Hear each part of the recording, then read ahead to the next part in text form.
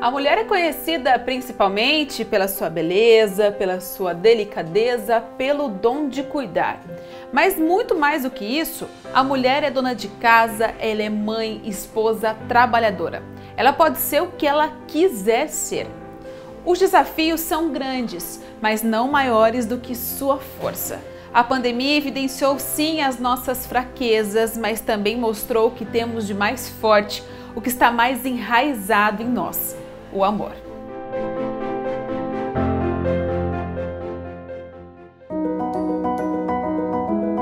Meu nome é Renata, sou enfermeira há 15 anos, sou mãe, mulher, sou casada há 10 anos, tenho um filho de 3 anos e estou atualmente na linha de frente Covid.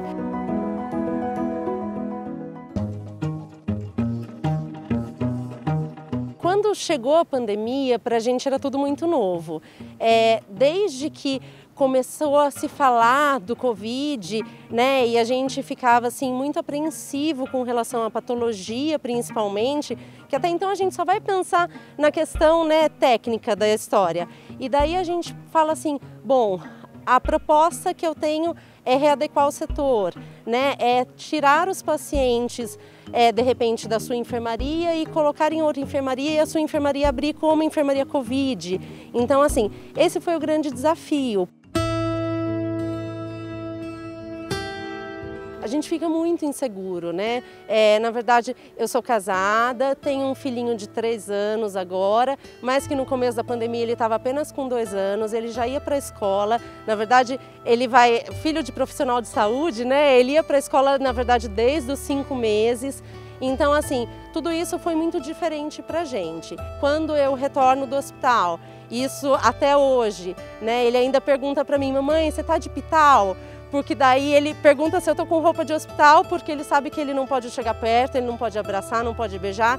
E daí só realmente, né, chego em casa, já vou direto pro banho e depois a gente fala assim, não, é vida normal, né? Então, assim, lógico, todos os cuidados que a gente tem que ter e que todo mundo tem que ter em casa, né? A gente mantém esses cuidados, mas realmente é muito difícil. E a gente precisa pensar que assim, eu estou tendo a oportunidade de estar aqui dentro, de fazer a diferença, né? Acho que isso que é o mais importante, a gente fazer a diferença, principalmente em um setor Covid, onde não temos visita de familiares, não temos os familiares presentes no setor, é um setor fechado.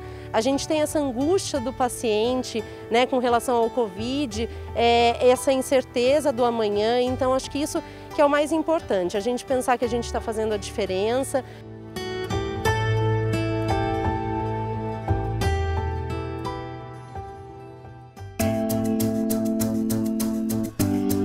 Meu nome é Luísa, eu tenho 31 anos, eu sou psicanalista e eu trabalho na clínica atendendo principalmente mulheres e realizo atendimentos presenciais e online. Separo alguns horários para fazer atendimentos gratuitos, todos semanais. Na verdade, o meu interesse pela psicologia começou bem cedo. Tinha uns 16 anos, eu trabalhava no grupo da igreja e a gente fazia uns grupos de conversa. E aí eu comecei a ver que eu gostava disso, de ouvir a história de vida das pessoas e de poder ajudar de alguma forma. Às vezes só ouvindo, né? Eu estava bem angustiada no começo, né? Acho que todo mundo estava, não sabia muito o que ia acontecer, como lidar. E eu imaginei que a maioria das pessoas estivessem assim. E aí eu postei no meu Instagram oferecendo alguns horários e a repercussão foi muito grande. Tive muita procura, eu não esperava, não imaginava. A maioria vem muito sobrecarregada, né? E às vezes não percebe a força e o valor que elas têm, justamente por viver um monte de coisa, ter que enfrentar um monte de problemas, né? Então, o que é mais bonito do trabalho da clínica, às vezes, é isso, ver a mulher percebendo, se empoderando, entendendo o seu valor, o seu espaço na sociedade, na família. Isso é muito legal. Você vai querer continuar com esse trabalho que você está fazendo gratuito? Sim, eu quero. Inclusive, eu pretendo começar a minha pesquisa de doutorado trabalhando isso, a democratização do cuidado com a saúde mental. acho que é um direito e que às vezes fica um pouco longe da população. Esse cuidado, a clínica não chega até quem precisa. Meu nome é Amanda da Silva Santos, psicóloga da Santa Casa de Sorocaba, entre diversos projetos idealizados aqui. Um deles foi as videochamadas realizadas com os pacientes em internação por Covid-19, visando diminuir aí as ansiedades, os medos e aproximar a família do processo de cuidado desse paciente. A ideia inicial surgiu a partir da distância, vivenciada pela família no contexto da pandemia. Por eu ser da área da psicologia, em primeiro lugar, e trabalhar no hospital que é referência aqui na região, a gente começou a pensar juntos aí algumas ideias de como aproximar a família do paciente hospitalizado. Em uma das conversas, em umas reuniões entre psicólogas, a gente surgiu essa ideia da videochamada. A maioria dos pacientes então ficava mais fortalecido por meio dessa conversa com os familiares, e se tornava assim muito mais fácil o processo de recuperação deles. Então era uma forma de aproximar esse familiar do que estava acontecendo aqui dentro do hospital. E aí a gente via, era muito nítido a recuperação, a esperança aumentada desse paciente. Então tudo isso era muito nítido, tanto para a equipe quanto para o próprio paciente, para a família dele também. Você acha que por você ser mulher também, isso ajuda na sua profissão, na questão, como eu falei, da escuta, de uma maneira geral, não só com a pandemia, mas essa sensibilidade que nós temos ajuda também no que você faz no seu dia a dia, com pandemia ou sem pandemia? Ajuda, porque a mulher é multitarefas. Então nós, de certa forma, já estamos acostumadas a fazer muitas coisas ao mesmo tempo, dar conta de muitas coisas também. Então a gente já acorda cedo planejando todo o nosso dia, e algumas mulheres que são mães de família, elas já planejam o dia delas e de todo mundo que está ao redor. Então eu acho que uma mulher tem mais facilidade de pensar isso. E o que você aprendeu nessa pandemia, como ser humano e como mulher, com o seu trabalho? O que você aprendeu? Você é a mesma pessoa que estava lá em 2019, parece que faz tanto tempo, ou no começo de 2020, que seja assim? Você, hoje em dia, é uma mulher diferente? Uma das maiores lições que eu tiro para mim foi de ter descoberto quem realmente eu sou, a força que eu tenho como mulher, como profissional, e ao mesmo tempo descobrir a minha fragilidade, de que eu tinha que ter um tempo para mim, de que eu tinha que descansar, de que eu tinha que dividir algumas coisas com outras pessoas também. Então, acho que esse ano foi um ano de reflexão para poder olhar. Eu sei que eu sou forte, eu sei que eu dou conta, mas eu também preciso ser cuidada, eu também preciso do meu tempo. Então, deu alguns baques, assim, alguns bastos para isso também. Para mim, foi muito importante.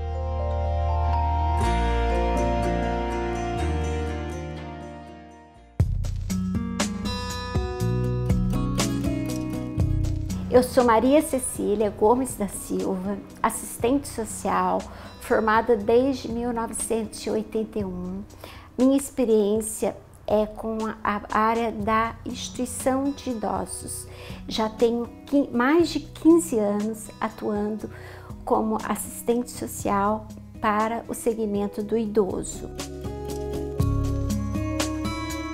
O idoso, ele pensa assim: tive meus filhos, criei meus filhos, atingi a minha velhice e agora eu estou aqui. Então ele fica meio, passa, lógico, isso tem que passar mesmo. Por que eu estou aqui? Por que eu não estou na minha casa? Então nós precisamos mostrar a eles que eles estão lá não porque os filhos abandonaram, não foi isso. Os filhos pegaram, deixaram sobre nossos cuidados, porque eles precisam trabalhar, eles têm as obrigações do dia a dia, mas não é o abandono, é isso que precisamos. Eu passo muito isso para eles. É gratificante você trabalhar com o idoso e ver que o mínimo que você faz para eles é muito carinho, atenção, muita atenção. A gente precisa dar atenção, porque é isso que eles pedem pra gente numa instituição. E é claro que tudo isso que a gente falou de cuidado, de amor, de respeito, de confiança, agora na pandemia ficou muito mais evidente, porque a questão do medo também existia, o não contato com a família, né? Como que foi para vocês passarem por esse momento de pandemia? Então, realmente, agora sim, foi muito forte, porque de repente tivemos que fechar as portas, né? Família não pode entrar dentro da instituição, família visita do lado de fora do portão e eles numa distância. Então, fechou-se ali dentro e teríamos que dar continuidade ao nosso trabalho, não podia parar. Então, tinha que procurar eventos, fazer bingos com eles, não deixamos de realizar o aniversariante do mês, Natal teve, e tudo funcionários e eles. Se em outros momentos vocês já eram a família deles, ali vocês eram uma questão de ponto de equilíbrio, eu imagino, Sim, né? Com certeza, com certeza. E outra coisa também, que daí eu pensei, bom, família não pode vir, então o que vamos fazer? Vamos começar a fazer chamadas de vídeo. Aí eu peguei e faço, né, chamadas de vídeo.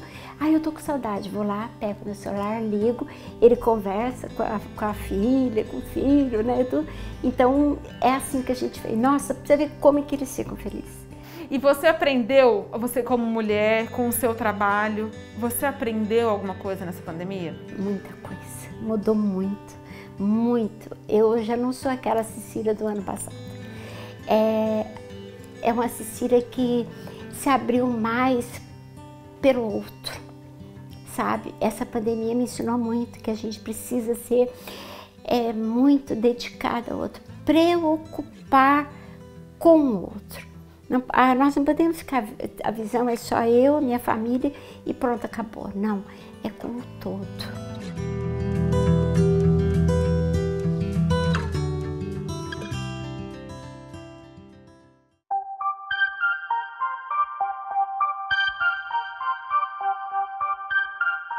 Eu sou Luciana César de Cerqueira Leite, eu sou pesquisadora do Instituto Butantan há mais de 30 anos e eu trabalho nessa área de desenvolvimento de vacinas, tentando achar soluções para diferentes tipos de doença. E quando surgiu essa pandemia, a gente decidiu pegar todo o nosso conhecimento que a gente acumulou nesses anos de trabalho e investir no desenvolvimento de uma vacina.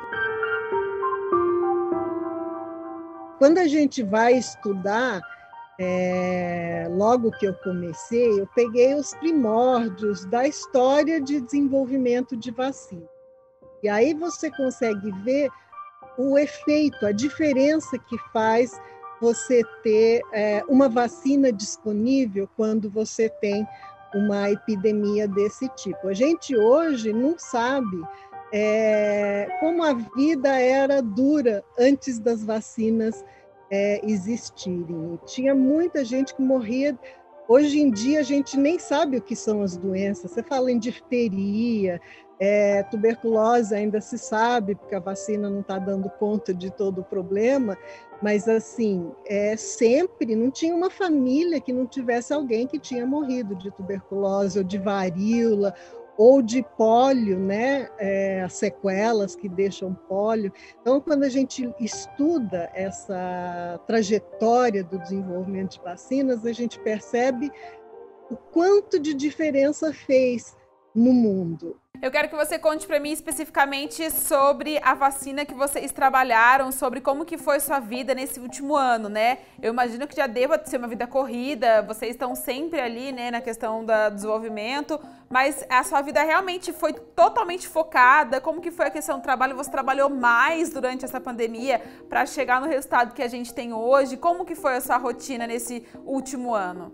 O desenvolvimento de vacina é uma coisa lenta, então você tem que trabalhar muito para conseguir andar para frente. E quando surgiu essa epidemia, essa pandemia, a gente, na verdade, tentando combater essas doenças, a gente dominava técnicas de desenvolvimento de vacinas que era possível aplicar para o coronavírus. Então, agora nós estamos enlouquecidos, porque a gente está retomando as atividades anteriores, a gente tem projetos que tem que dar conta, mostrar resultados, tem as teses dos alunos, e agora tem mais essa parte de Covid, que eu tenho mais 3 pessoas a mais que a gente contratou para trabalhar nesse projeto, e mais as pessoas que estão fazendo os projetos que já estavam e que estão ajudando essas pessoas novas. Então, é uma trajetória longa. E uma coisa que eu falo que para gente que desenvolve vacinas, conseguir estar nesse processo com essa velocidade é assim uma alegria, porque a gente tem esperança que talvez essa agilidade depois possa ser traduzido também para outras vacinas que a gente está tentando. Mas só de poder ver e acompanhar como, quando o mundo quer resolver um problema, eles correm atrás e a coisa funciona. Então, isso para a gente assim, é uma alegria estar vendo e estar participando, né?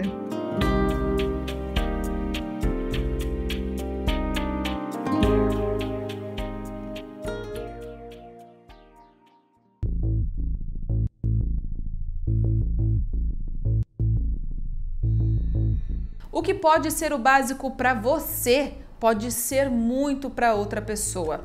Ter o que comer, ter onde dormir, ter saúde.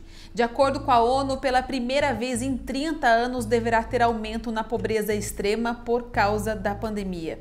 Só aqui no Brasil deve dobrar o número de pessoas que vivem com menos de R$11 por dia. Pessoas que dependem diretamente da ajuda de outras e também de projetos sociais. Tá então o que muitas mulheres fizeram nessa pandemia: ajudar a colocar comida na mesa de muitas famílias.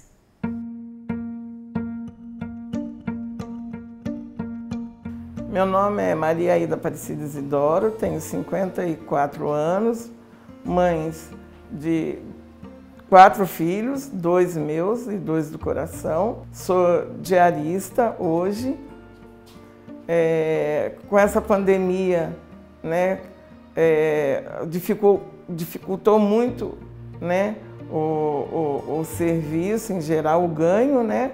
Mas eu tenho muita fé em Deus, muita fé em Nossa Senhora, que tudo isso vai passar.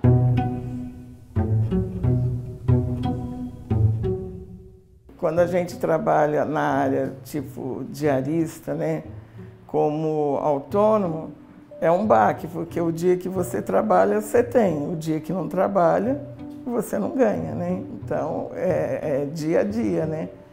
E com essa pandemia, me prejudiquei bastante, porque essa pandemia prejudicou todo mundo, né? Tanto do patrão como do empregado, né? Porque os dois lados foram mexidos, né?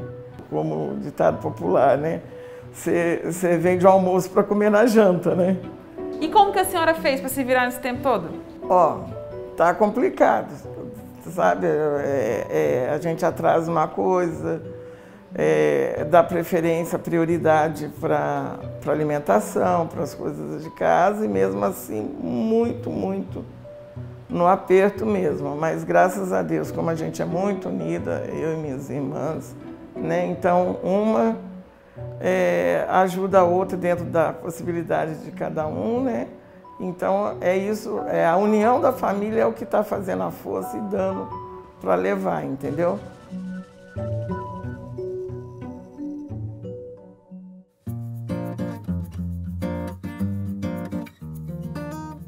Eu me chamo Karina, sou dona de casa, sou filha, sou mãe, sou esposa, sou amiga. Eu sou fundadora do projeto Semear e Colher, que hoje atende 300 famílias. Muitas mulheres que são chefes de famílias recorrem a gente ajuda. Ajuda as mamães aí que estão para receber seus bebezinhos, que muitas vezes não tem nada.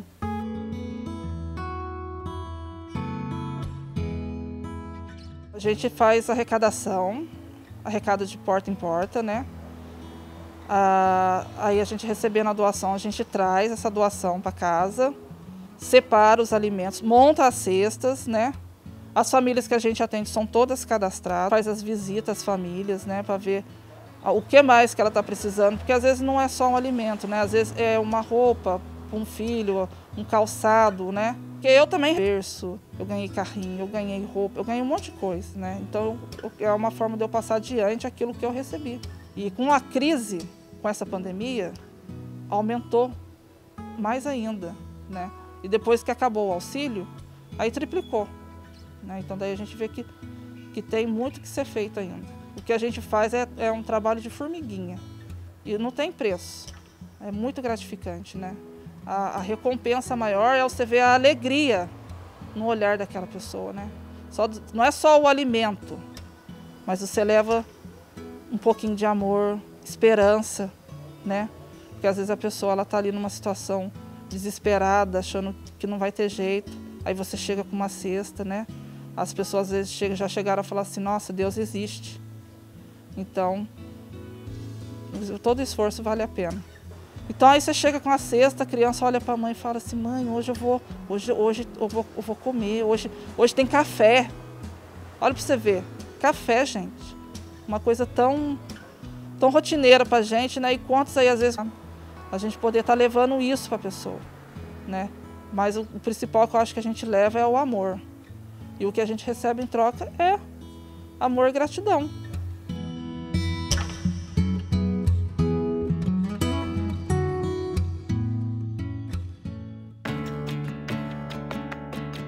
Sou a chefe Thelma Shiraishi do restaurante Aizome, especialista em culinária japonesa. E durante a pandemia, nós tivemos o desafio de conseguir manter o negócio sustentável, mas também ir além. Conseguimos fazer um movimento solidário de fornecer marmitas para quem tem fome. Como todo mundo, né, você vê o seu negócio tendo que ser fechado. Então, de repente, a gente teve que fechar as portas para o atendimento para o público, né? Não era mais permitido atender os meus clientes nos salões. Eu tenho 2 restaurantes. E o segundo desespero foi ver tanta comida que eu tinha em estoque, né? Porque a gente sempre se preparava para servir 300 pessoas por dia. Mais 50 pessoas das minhas equipes, né? Então, você imagina o tanto de alimento que eu tinha em estoque e de um dia para o outro a gente teve que fechar as portas. Então, eu comecei primeiro, né, a cozinhar refeições utilizando esses ingredientes, porque para os japoneses é um pecado mortal você ter desperdício, né, ainda mais de alimento, a gente chama isso de motainai. E então a gente fazia as comidas para as nossas equipes, cozinhava a mais. Aí a gente fechava marmitas e ia entregando, porque a gente já conhecia as pessoas em dificuldades no nosso entorno.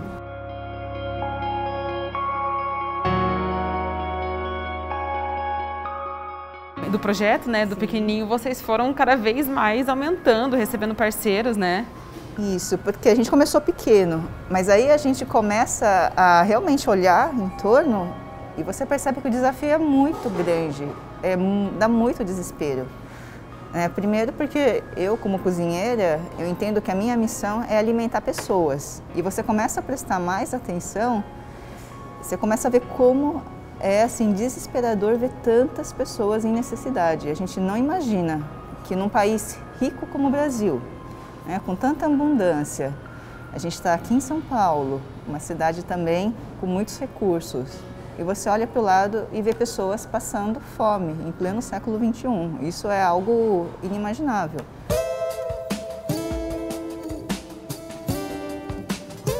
Eu via a cozinha parada, cheia de equipamentos, eu via parte da minha equipe sem trabalho, eu via o estoque cheio de alimento. Aí eu pensei, a gente pode fazer mais. E aí, conversando com os meus colegas, os meus contatos, né, a ideia foi crescendo e foi muito rápido. Em menos de um mês a gente conseguiu juntar uma rede de voluntários, conseguiu juntar recursos e com a cara e a coragem a gente começou um movimento Água no Feijão, e foi crescendo, crescendo, e em 8 meses de ação, em 2020, a gente conseguiu entregar mais de 60 mil refeições diretas, fora as doações indiretas.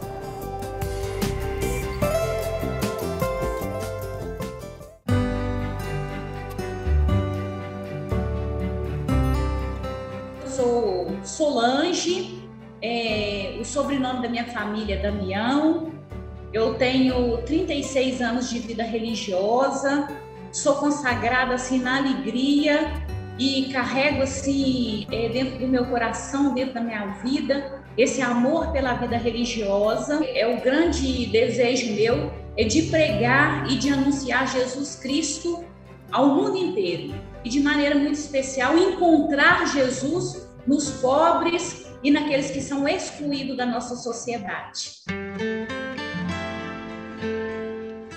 Eu sou de periferia, sou negra, não estudei antes de entrar na vida religiosa, só estudei depois que eu entrei na vida religiosa, eu entrei com a 4ª série, né? Então, assim, a situação da pobreza, a situação da marginalização, a situação da exclusão da mulher, isso foi fazendo com que a minha vocação também foi tomando gosto para a opção daqueles que são mais pobres e são excluídos da sociedade. Hoje, né, eu estou na equipe, né, na coordenação da pastoral de rua a nível nacional. Então, isso é uma alegria muito grande, porque vai abrindo a nossa mente, vai abrindo o nosso coração e também a nossa compreensão de tudo aquilo que acontece na rua, não só aonde que a gente está, aonde que nós encontramos, mas assim, uma visão mais de Brasil, uma visão mais ampla. Antes da pandemia, a gente contava com milhares de pessoas na rua. Então, assim, e cada estado ia trabalhando de uma maneira, a gente vendo, a gente acompanhando, ajudando, assessorando naquilo que a gente tinha condições. Mas depois da pandemia, a situação da rua, ela tomou um volume inexplicável. Porque a população de rua, ela cresceu assustadoramente.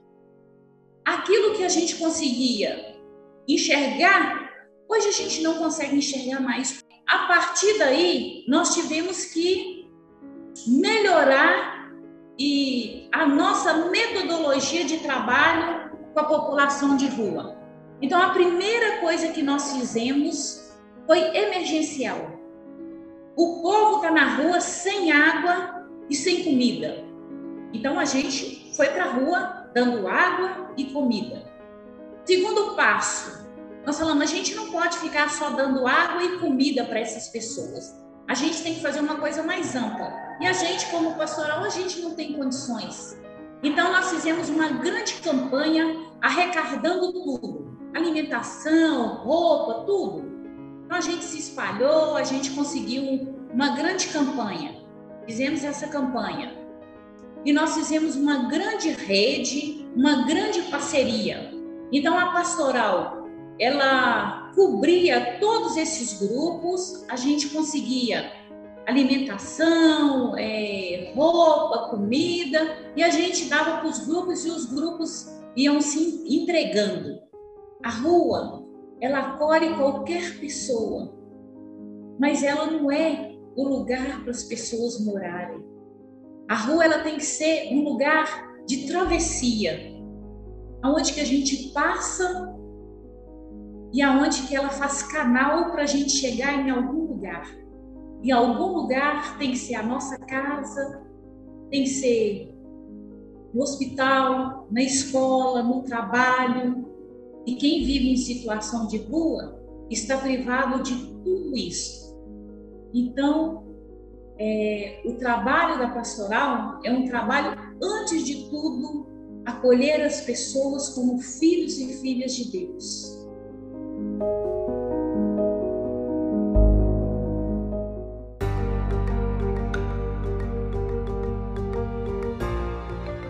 Meu nome é Tica Minami, eu sou diretora de programas do Greenpeace Brasil, sou mãe, apaixonada pela natureza e acredito que com a missão de levar cada vez mais para mais pessoas a mensagem de que a nossa relação com a natureza pode determinar e garantir um futuro melhor para todos. Em que eu me sinto muito... É uma relação quase com o sagrado, então eu me sinto mais perto, vamos dizer, de Deus, ou dessa força maior, né, que as pessoas acreditam, muitas pessoas acreditam, e eu acho que a natureza tem essa mesma força e esse mesmo sagrado. Qual foi o impacto direto, assim? Como que ficou o seu trabalho? Como que ficou a sua rotina com relação ao meio ambiente, provavelmente com relação aos povos indígenas, com relação à pandemia?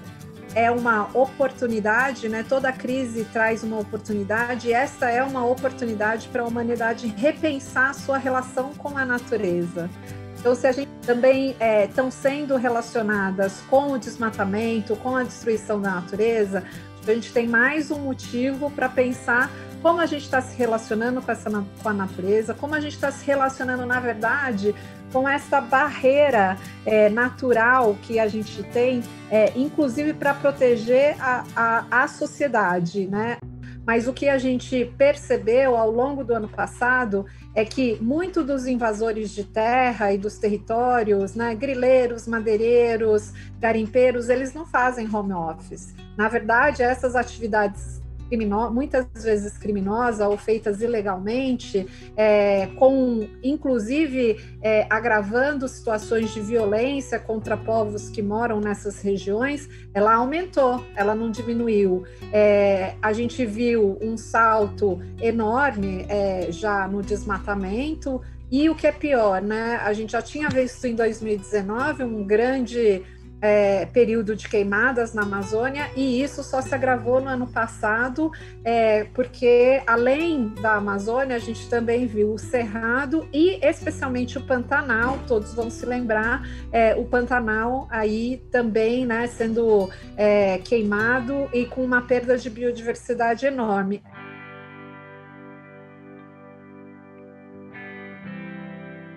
Um projeto que a gente não tinha e por conta da pandemia a gente desenvolveu é um projeto que a gente chama de Asas da Emergência, que é colocar a estrutura de logística do Greenpeace. Então a gente colocou o nosso avião, o nosso prédio e o nosso próprio time de logística a serviço dos mais vulneráveis.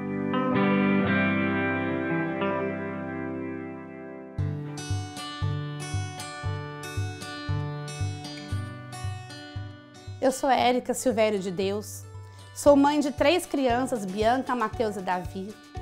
Essa pandemia mudou muito a minha vida, como mudou a vida dos meus filhos. Sou voluntária no Grupo Escoteiro Guaipacaré 223 Lorena, e nós fizemos bastante coisa em prol da sociedade.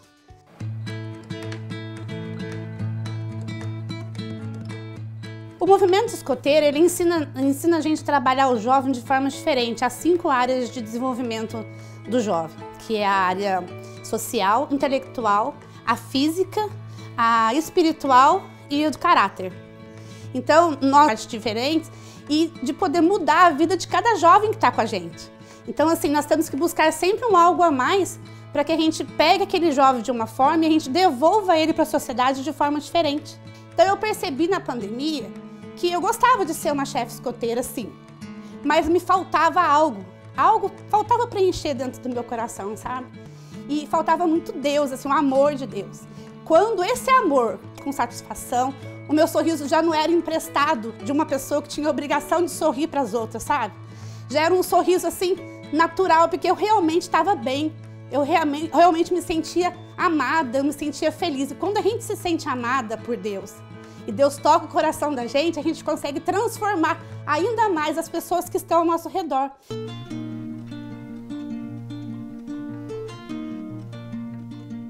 Nós tivemos profissionais da saúde que saíam para procurar máscara logo no início, muito longe, pagavam caríssimas máscaras, né? Que foi um dos nossos melhores projetos nesse ano de pandemia.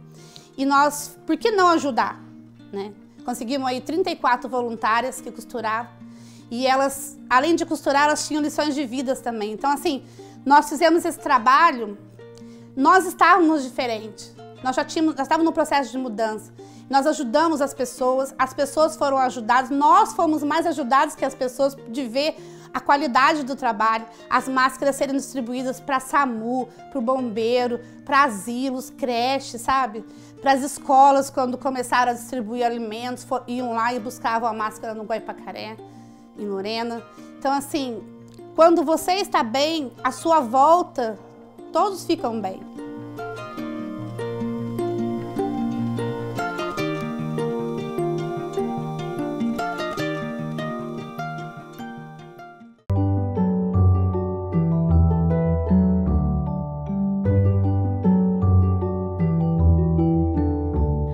Momentos mais esperados na vida de uma mulher é a chegada de um filho, é a renovação de uma esperança, olha aqui, ó, através de uma criança, a renovação do seu próprio ser. Mas ser mãe também é um desafio. No último ano, essa força foi muitas vezes colocada à prova.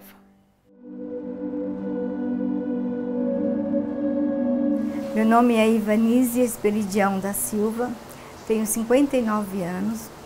Sou presidente e fundadora da Associação Mães da Sé.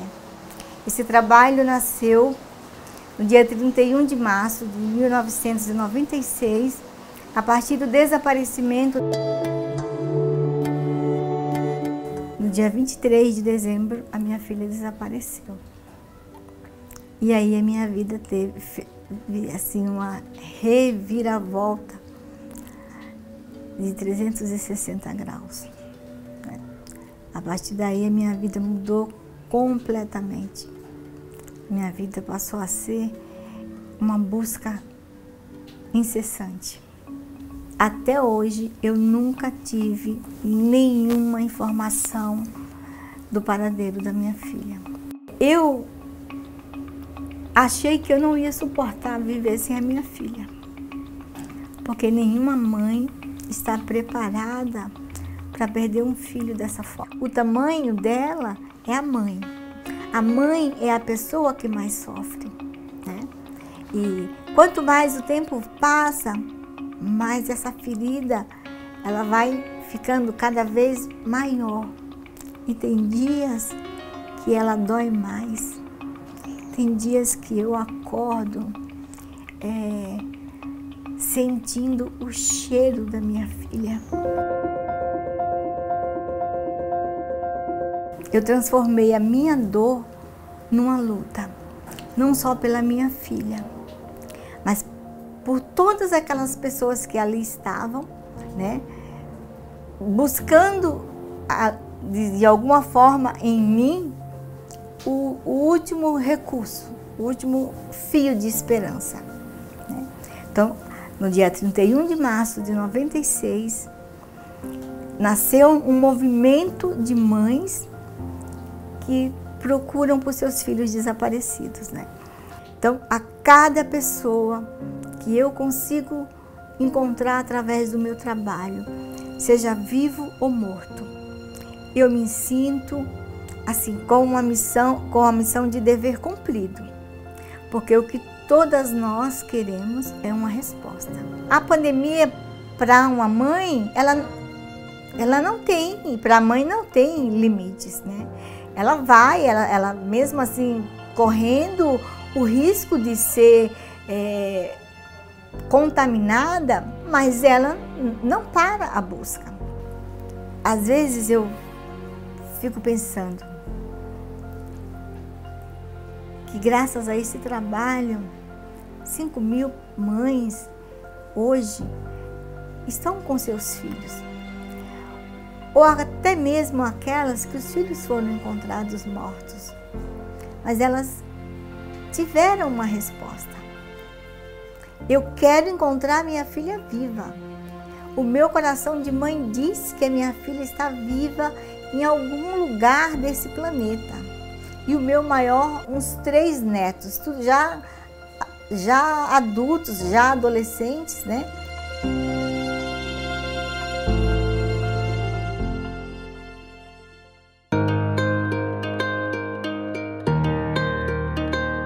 Oi, meu nome é Raíza, eu sou enfermeira, mãe de 2 filhos, o Henrique de 4 anos, a Heloísa de 4 meses. Descobri, né, a gestação durante a pandemia e tive que me reinventar, né, enquanto profissional, enquanto mãe.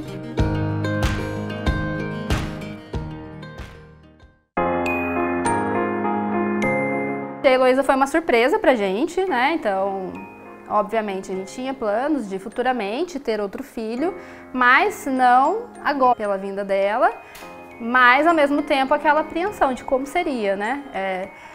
Tem a questão do trabalho, ao qual eu me entrego muito, né, a minha profissão é uma parte muito grande da minha vida, muito relevante para mim, e eles precisavam de mim no hospital e ao mesmo tempo, né, eu estava gestante e foi ali uma dicotomia mesmo, né, como que seria. Quando eu descobri que eu estava grávida, o primeiro ímpeto que eu tive foi de pensar, eu quero continuar trabalhando até o final da gestação. Isso foi até julho, quando não tinha mais jeito, assim. Então a gente recebeu uma liminar, né, que dizia que todas as gestantes, né, que estavam ali em situação, que trabalhavam no hospital, precisariam ficar em casa, teriam que ser afastadas completamente do hospital. E aí veio o home office. E o home office eu tive que me reinventar totalmente. Então, a princípio foi um choque, mas hoje em dia eu vejo como foi importante passar por isso para me fortalecer enquanto profissional. A minha gestação, ela foi uma gestação muito diferente, né? Realmente a gente não podia ter contato, até mesmo com familiares próximos, né? Então, eu acompanhei a gestação sozinha, eu, meu marido e meu filho. Pode ajudar você? Pode. Então vamos. É menino ou menina, hein, Henrique? 2, 3 e... Corta. Pode cortar? É menina! É menina, filho! E aí? Espero que a Elo venha no momento onde as pessoas tenham passado por esse processo de reflexão, né? E que o mundo melhore de alguma forma, né? E que ela seja essa criança aí da nova geração, né, que está nascendo aí em 2020, 2021, que traga muita luz, né, uma criança que ela é muito calminha, assim, eu vejo que já é uma geração diferente, né, já é uma geração iluminada, que com certeza Deus está enviando esses anjinhos aí para que a gente tenha uma sociedade melhor, né.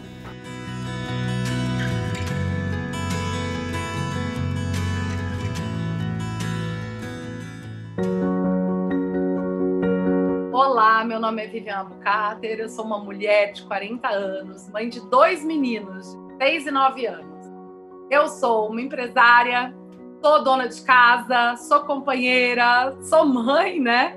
E acho que um chamado que veio no mundo é como é que era possível conciliar maternidade e trabalho.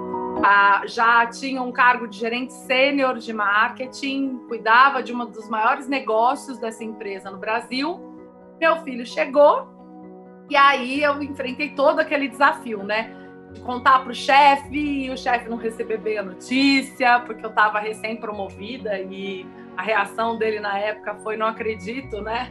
Parabéns, não acredito.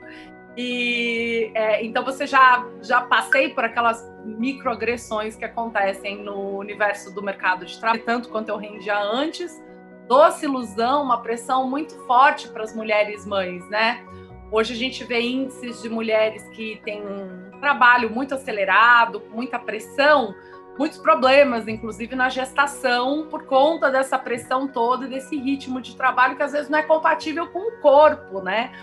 Eu tinha aquela coisa do tira licença maternidade, que era de 4 meses, mas eu tinha férias vencidas, quis emendar as férias para ficar um pouco mais, porque você tem um bebê ali com 4 meses, a cabecinha nem firma, ele mama o tempo todo e o mercado de trabalho precisa que você volte e você fica naquele dilema. Vai para a creche, vai para a escolinha, fica com alguém, com um cuidador, né, da família e etc. E você tenta prolongar o máximo possível aquele cuidado que você tem com aquele bebê tão frágil que acabou de chegar.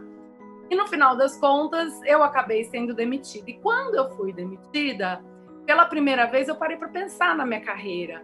será que trabalhar 12, 13, 14 horas por dia, nos finais de semana, era uma coisa compatível com a minha maternidade?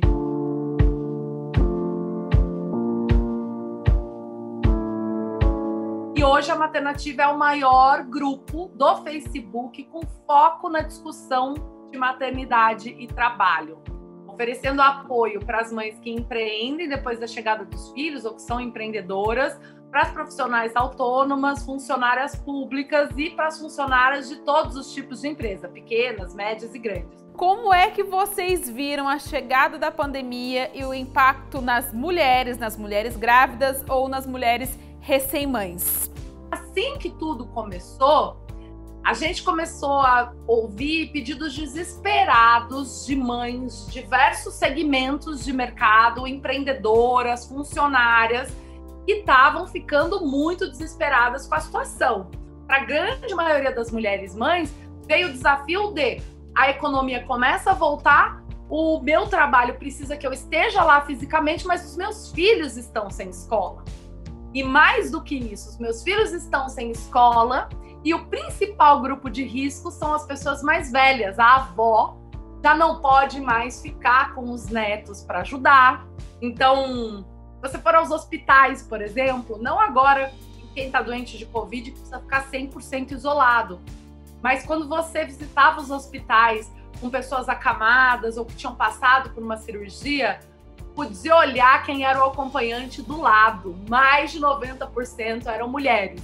Então, a gente tem essa força e dentro da gente uma parte, porque a gente aprendeu isso, né, desde a infância, mas nós somos as responsáveis pelo cuidado do mundo, né, tanto dos filhos quanto dos idosos. É uma coisa muito forte de cuidado dentro das mulheres.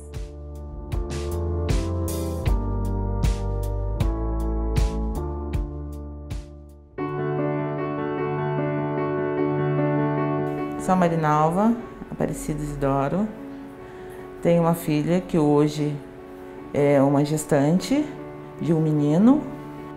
Tive aí uma perda pela pandemia. Perdi o meu marido. Há 5 meses vai fazer. Mas a respeito disso, é uma vida que troca-se pela outra, né? E é uma coisa que só aí Deus sabe o porquê. A gente só está aqui só para aceitar as coisas que vêm da vida junto nosso Deus.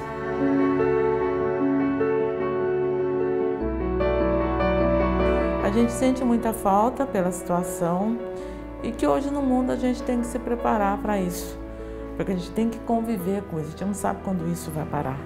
Mas ainda é difícil, ainda dói? Muito, nossa, porque foi assim, um 360.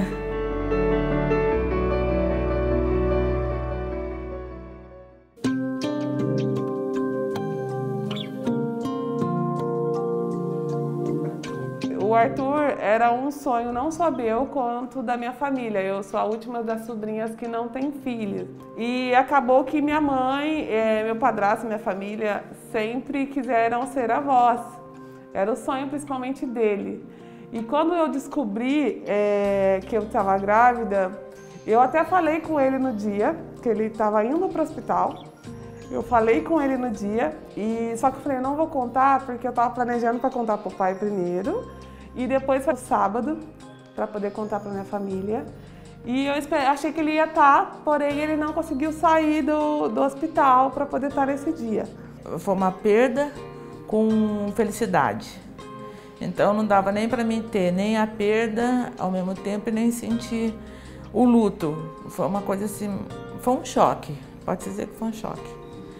Foi um choque de saber que tem que dividir as coisas, né? Uma coisa porque foi, você não vai ter mais, e uma coisa porque está chegando, você tem que saber lidar com isso. Então eu ainda estou ainda me colocando.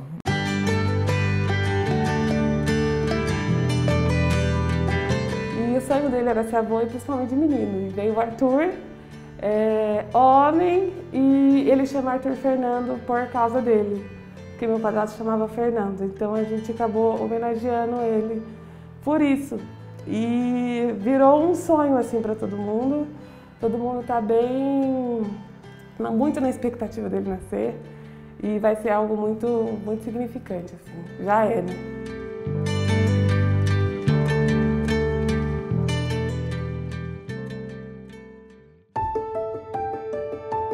A força da mulher é poder se reinventar, é poder agir em todas as formas, né? Então, assim, como mãe, como mulher, como esposa, como amiga, como líder de uma equipe. Então, assim, isso pra gente que é o mais importante. A nossa força, ela é intimamente ligada à nossa rede de apoio. A gente precisa ter uma boa rede de apoio para poder cuidar, trabalhar bem. A mulher nasce forte. Ela nasce numa sociedade que... A força que a gente tem dentro da gente é ajudar, sabe? Eu penso assim, é ajudar muito. E a mulher é uma espécie assim, como minha avó dizia, é o alicerce. Falam que nós somos o sexo frágil, mas eu acho que não, né? Acho que ficou claro que não, né? Acho que a força da mulher é exatamente você ter esse pensamento, né, mais inclusivo, mais amoroso, de cuidar e de nutrir. Por isso as mulheres sempre encontram mais forças, né? Elas sempre conseguem ir além. Aonde que eu gero vida, aonde que eu gero possibilidade, aonde que eu gero sonho, aonde que eu gero desejo, a minha força está no meu ventre. Eu acredito que o amor, o afeto tem um poder revolucionário. E eu acho que as mulheres, elas têm essa coragem. A partir do momento que você tem fé, Deus te dá força para tudo que você quer fazer para você, na sua vida e para os demais que te rodeiam. Né? Quando Ele nos escolheu para nos dar a maternidade. A mulher é um ser, assim, que gera, né? A mulher gera vida, a mulher amamenta. Eu acho que isso já é uma bênção que vem, que isso nos torna forte por natureza. E muitas vezes a força da mulher também está na gente olhar para a gente como prioridade e pensar que a gente precisa ser suficiente, não perfeita. Ser mulher é tudo, né? É o dia a dia, é o levantar, é o acordar, né? É a responsabilidade de ter com o seu e com os outros. O fato de você nascer mulher já é um